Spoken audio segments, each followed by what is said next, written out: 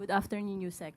Ma'am, ipinababasura na ni Vice President Sara Duterte yung articles of impeachment laban sa kanya. I understand that the palace's position on the impeachment is non-interference. Pero considering po yung mga lumabas na impormasyon sa determination of probable cause sa Kamara, ano po ang masasabi ng palasyo sa claim ng kampo ni VP Sara na, and I quote, "None of the allegations sufficiently establish the constitutional standards for culpable violation of the Constitution, bribery, graft and corruption, high crimes, or betrayal of public trust"? Unang-una po lumalabas dito sa kanyang naging tugon, hindi niya po dininay, walang outright denial ng mga akusasyon sa kanya. Katulad po ng di umanong paglustay ng confidential funds, pagbabanta sa buhay, lalong-lalo na sa buhay ng Pangulong Marcos Jr., pagtanggap di umano ng pera mula sa mga drug lords at mga unexplained wealth. Lumalabas sa kanyang tugon ay hindi niya to dininay. At ang ginamit lamang niya na depensa ay mere technicalities. Bakit daw naipalabas o papaano nakuha ang mga ebidensyang ito? So ito rin po yung dati niyang ginamit na tugon sa House of Representatives sa Committee on Justice. Mas maganda po sana na mas maipaliwanag niya sa taong bayan itong mga inaakusa sa kanya rather than using mere technicalities to have the complaint be dismissed. So abangan na lang po natin dahil nasa kamay na po ito ng mga senator judges kung i-dismiss nila outright, forthwith, nang hindi nakikita ng taong bayan yung mga nais makita na ebidensya.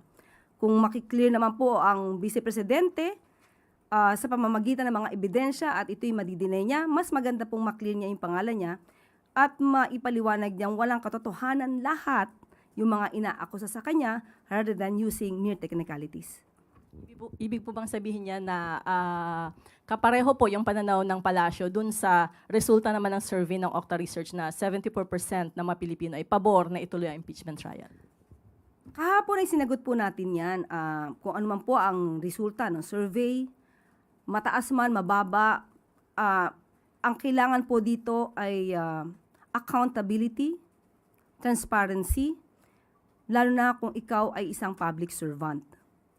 Pero muli, nasa kamay ito ng Senado at hindi po makikialam ang Pangulo sa mangyayari sa Senado. Taong bayan na lang po siguro ang maging mapanuri at magbasid kung ano mangyayari sa Senado. Sunod na tanong mula kay Ivy Reyes, Bilyonaryo. Hi, Yusa. Good morning. Yusa, can we confirm this information that Vietnamese President Ton Lam reportedly skipped and canceled his Senate visit due to the recent events in the chamber, which we know caught international attention? Hindi po siguro manggagaling sa amin ang tugon patungkol dyan. Mas maganda po siguro kung mismo ang pamahalaan ng Vietnam ang magsasabi ng kanilang tugon kung hindi man sila natuloy sa pagbisita sa Senate office. But from the President's Japan trip to Vietnam state visit, was domestic politics a concern raised by our ASEAN neighbors? Again. Was domestic politics a concern raised by our ASEAN neighbors? Sa Japan, In the visit of Vietnam? hindi po siya naging issue. Sunod na tanong mula kay Tristan Nadalo, Newswatch Plus. Hi, Yusek. Good afternoon. Initially, Malacanang welcomed the idea of Senator Jinggoy Estrada's voluntary surrender. But as the situation unfolded yesterday, you have DILG Secretary John Vic Remulla clarifying that the senator was arrested and did not surrender. There was also a video showing heated exchanges between Secretary Remulla and Senate President Alan Peter Cayetano. So for Malacanang, matatawag ba nating arrest o surrender ang ginawa kay Senator Jinggoy? And how do you view yung pagpasok po sa eksena ni Senate President Alan Cayetano sa pag-aresto po ulit kay Senator Estrada? Unang-una po, nais nating bigyang linaw ito. Nung nagsalita po kasi si Senator Jinggoy Estrada, sinabi niya na siya ay magvo-voluntary surrender. Pero lumalabas po, ayon na rin po kay Secretary John Vic Rimulya, nandun na po sila sa Senado to serve the warrant of arrest. So, mag-aaresto na po sila at humingi na lamang po ng pagkakataon itong si Senator Jinggoy na kung siya ay maaari pang magbigay ng statement. So, in other words, nauna po ang pagsisilbi ng warrant of arrest bago sa kanyang press con ni Senator Jinggoy Estrada.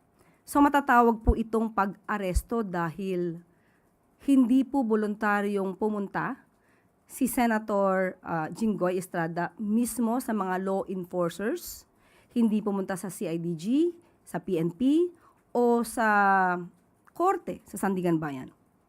So, tama po ang pananaw ni Secretary John Vic na hindi po ito voluntary surrender kung hindi pag-aresto. At yung tungkol kay Senator Alan Cayetano, makikita niyo po na sa eksenang yon, hindi po ibinibigay ng kusa. Dahil hawak po literally ni Senator Alan Cayetano si Senator Jinggoy Estrada. At nagkaroon lamang ng pagpipigil itong si Secretary John Vic. Pinigilan niya na makalabas si Senator Jinggoy Estrada. In other words, wala pa sa kustodiya nila na matatawag itong si Senator Jinggoy habang nakikipagtalo si Senator Alan Cayetano. So, yung voluntariness was negated sa mga ganong akto. But can we consider that as obstruction of justice? Hindi naman siya obstruction of justice, di naman niya tinago, nagkataon lang na pinipigil niya dahil siguro iniisip niya siya ang Senate President, nasa lugar niya siya, at ang sinasabi nga niya ay this is not for Senator Jinggoy but for the institution. Last na lang po. So dahil po nangyari yung pag-aresto kay Senator Jinggoy, wala rin pong nangyaring sesyon kahapon. And the Senate minority calls it a boycott of duty because they don't see yung pag-aresto po kay Senator Estrada as a justifiable reason not to hold session dahil may mga responsibilidad pa rin po sila. Given kung magpapatuloy po yung ganitong pangyayari sa Senado, how is this affecting yung, syempre po yung pagpupush ng mga legislative priorities ng administration and yung mga trabaho rin po nila dapat para sa taong bayan? Katulad din po na sinabi ko noong mga nakaraang araw, sa parte po ng Pangulo, sa parte po ng Ehekutibo, wala pong magiging issue. Kahit sino po ang leader sa Kongreso, makikipag-ugnayan, makikipag-cooperate ang Ehekutibo para lamang maipasa ang mga priority bills para sa taong bayan. Ang Pangulo po ay hindi isipin ang sarili, hindi isipin ang sariling interes.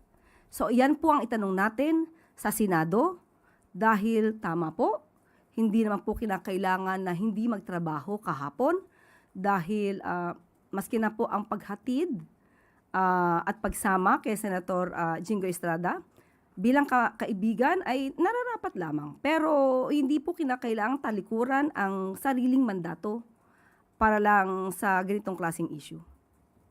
Follow-up question mula kay